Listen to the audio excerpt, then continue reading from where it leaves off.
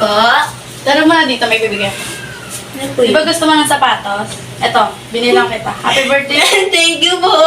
Thank you, Nana! Alam, ang ganda! Bagay na bagay sa dress mo, pula. Opo. David, Clarice, di ba sinabi ko sa'yo na wala kang tiwala dyan sa kapatid mo? Bakit ba laki ng galit mo sa kapatid ko, ha? Ano ba? I am a lawyer. Alam kong hindi inosente yan si Rolly. Oh my God, Roger!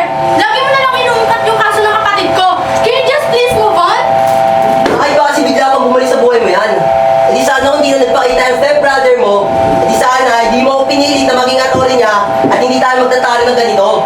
Innocent yung kapatid ko, Roger. Hindi siya pumatay sa kanyang asawa tsaka anak. Naintindihan mo ba, ha? I'm sorry, Clarice, pero hindi ko kaya magtiwala kay Rolly. Ba't posibleng siya ang dahilan kaya hanggang ngayon nawawala pa rin ang pamilya niya? At natatakot lang ako na baka masaktan niya si Ara. Alam mo, mamaya na natin pag-usapan to. Birthday niya Ara ngayon. Baka marinig niya pa.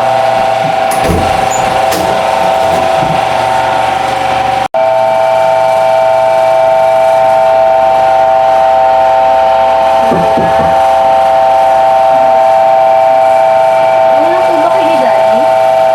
Pasensya ka na anak ha, kasi may pinag-usapan lang kami kanina eh. Pero happy birthday pala sa'yo, Ara.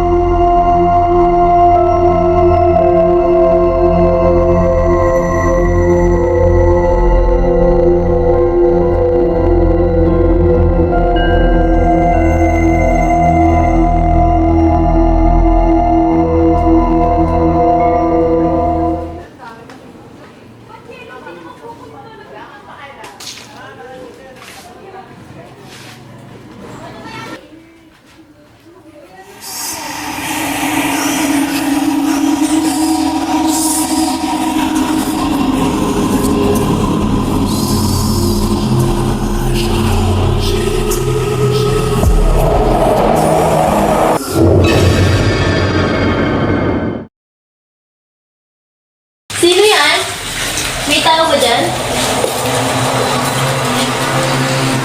Sino yan?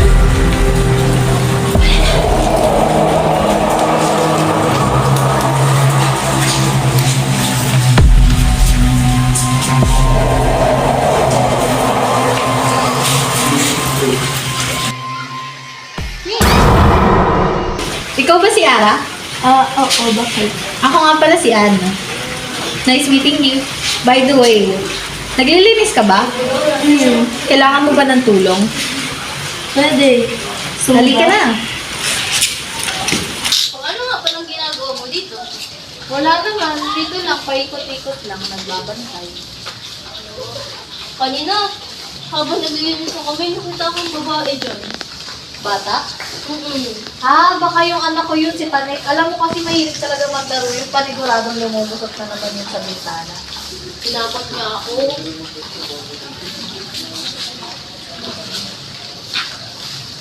Saan kayo nakatira?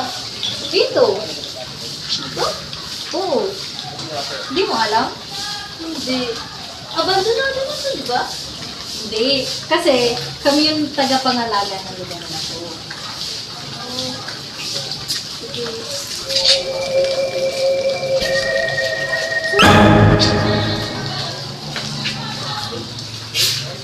Ayun.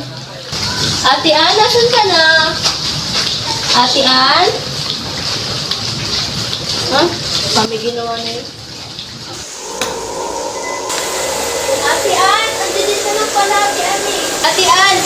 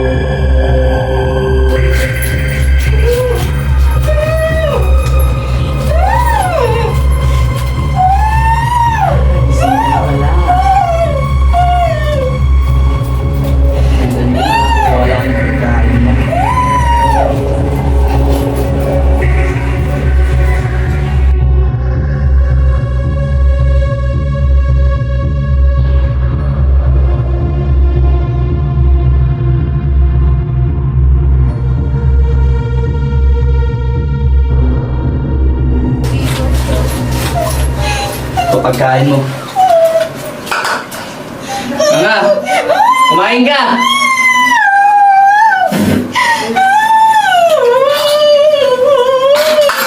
Maulit ka ha. Nga, ito kainin mo para mapagsalitaan na. Sarap ba yung dila mo, Ara? Kain mo.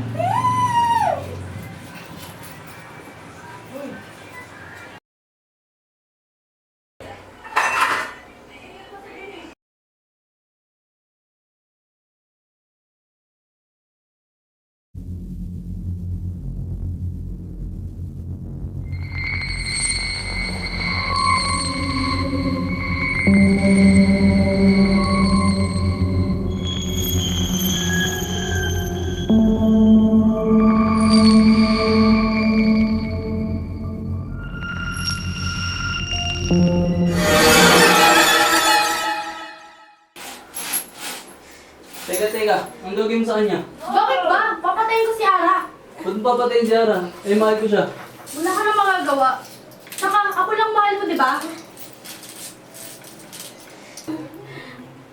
Teka, papasok mo na ako. Hindi pwede. Ba't ka Ano ba? papasok dyan? Ang Bitawan login mo mo sa nga kanya? yan. Hindi pwede. Papatayin ko nga siya, di ba? Hindi pwedeng patayin si Ara.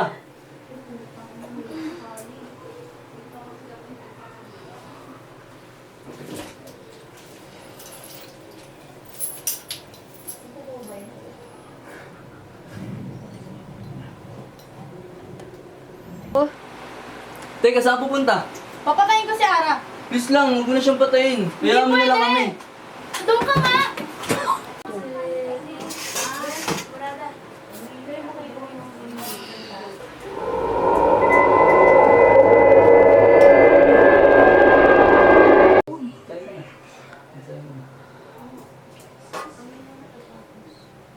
Buhay ka pa pala? Well, not for long. Nana, ano bang ginagawa mo? Obvious ba? Papatayin ko si Ara. Ba't mo ba siya papatayin? Ako lang mahal mo, di ba? Hindi nga kita mahal. Pues, kung yan yung gusto mo, hahayaan mo putulin ko yung paa niya para magsama kayong dalawa. Ara, pumayag ka na sa gusto niya. Para din naman sa atin to. Sige na. Para rin man na tayo. Maging maligaya tayo.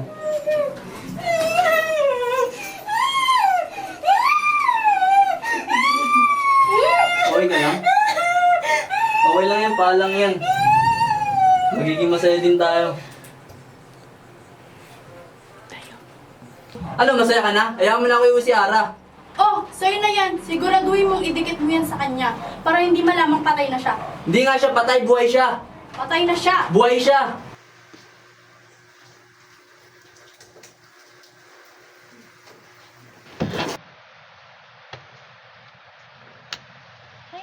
Pagod naman.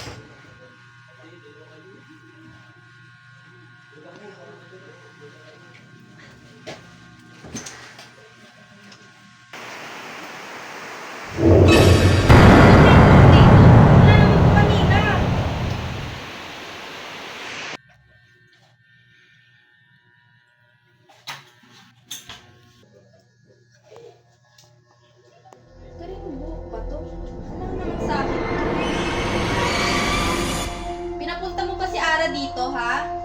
Ba't may mga buhok na nakakalat dito? Pagod yung tao, oh, tapos ganito. Ay, naku. Nak! Nangyari sa'yo, Nak? Nakita ko si Ara. Ha, saan? Hindi ko alam, pero nakita ko siya duguan. Nakita ko siya nakahiga, tapos may nakatingin sa kanyang babaeng nakaputi, tapos mahabang buhok. Saan naman yan? Natandaan mo kung saan nag-birthday si Nana? Eh, abandonado na yun, sure ka ba? Oo, sigurado ako. Dun yun.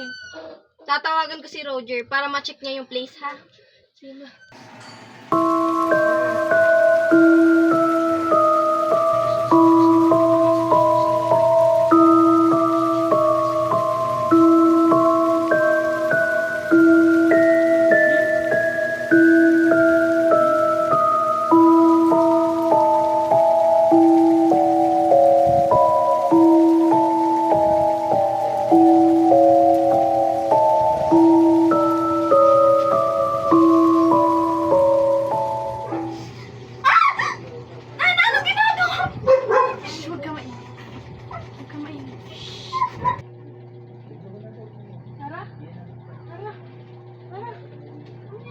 Gumising ka! Gana, anong ginagawa mo? Si Ara hindi na humihinga. Pinatay mo siya? Hindi! Kinapit ko lang yung paa ni Dad para makalakad na siya. Ginagawa mo. Kung ilibing na lang kaya natin siya. Hindi! May alam akong gawin. Tara, samahan mo ako. Tulungan mo ako dito.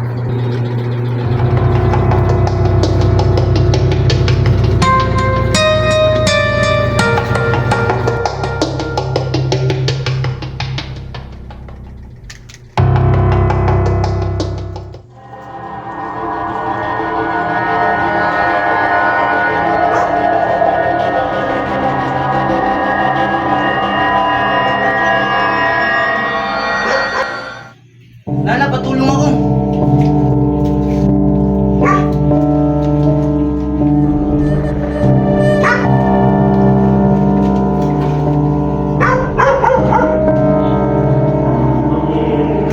Ganun ko siya isipin. Ano na? Ara, magantay ka lang. Makakanap rin ako ng perfect match na para sa'yo. Kaya mo muna siya dyan. Ang mga pangyayaring iyon ay naging malaking issue na sa kanilang baryo at maging sa iba pang karatig baryo at bayan sa probinsya ni Clarice. Naging bali-balita ang tungkol sa isang Don Emilio Villaverde na isang baliw na negosyante na pumatay ng mga trabahador nito. Naging usap-usapan din ang mga anomalya nito sa negosyo at ang maduming paglalaro ng pera. Ang krimen na ganap sa mansyon ay kumalat hanggang sa naging laman iyong dyaryo at mga balita sa radyo. Bagaman wala pa iyong maayos na lead mula sa mga kapulisan. Pero naisarado rin ang mga kaso dahil sa kakulangan ng ebidensya laban sa mga kalaban sa negosyo ni Don Emilio na napagbintangang may gawa ng mga pagpatay na iyon. Pero lahat din ay naibaon sa limot ng tuluyan ng mawala ang mga Villaverde sa tagong mansyon ng mga ito. Nanahimik na rin ang mga tao at hindi na hinahanap ang mga nawawalang anak ni Don Emilio na inaakala ng lahat na mga biktima lang din ng kalupitan ng baliw ng ama ng Abinay, nasan si Nana? Doon sa labas. Balak niya unahin si Janice. Hindi ba kasi ginawa niya?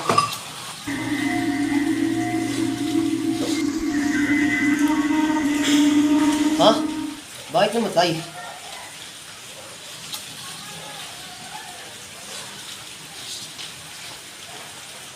Pre.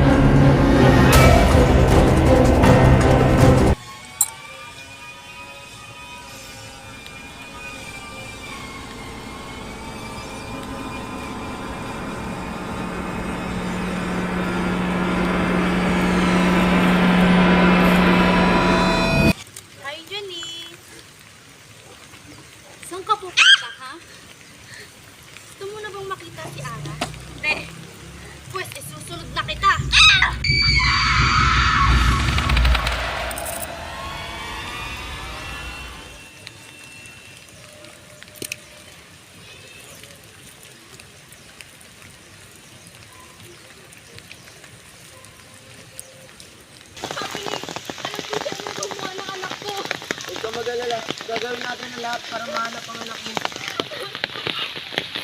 Hoy, Nana! Lumabas ka dyan! Alam ko, tinagaw mo yung anak ko! Lumabas mo yung anak ko! Hayop ka! Pangilisang mo talaga yung anak ko! Ha? Gusto mo ba makita si Dani? Saan? Sabihin mo kung nasan yung anak ko. Sundan mo ako.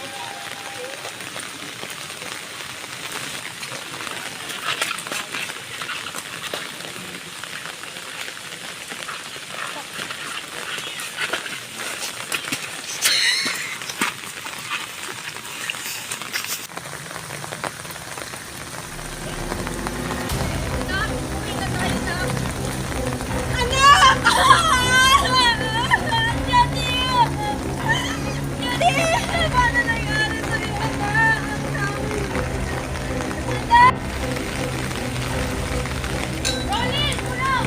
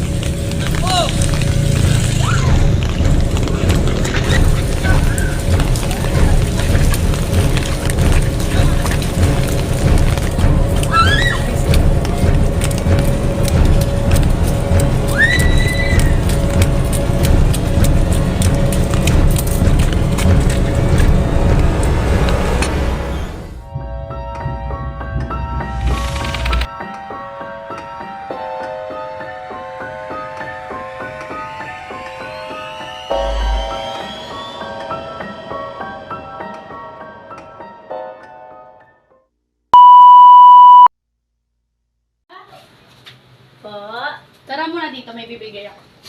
Ano po yun? Di ba gusto mo ng sapatos? Eto, para sa'yo. Happy birthday ulit. Thank you po, tita. Ay, Nana! Yung paa! Yung paa matanglay! Sabi mo, huwag tumingin.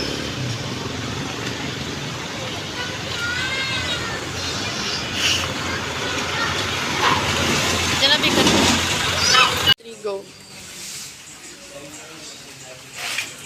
Guys! Ikaw ba si Ara? Oo. Bakit? Ako nga pala si Ana.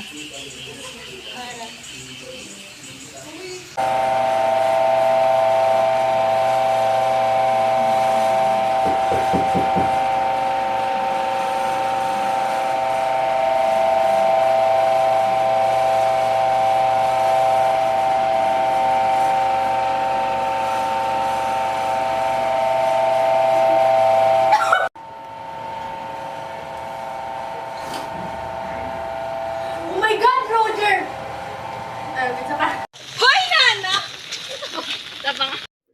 Okay, game na. 1, 2, 3, go. Ano ba yan, Janice? Ay, hindi mali.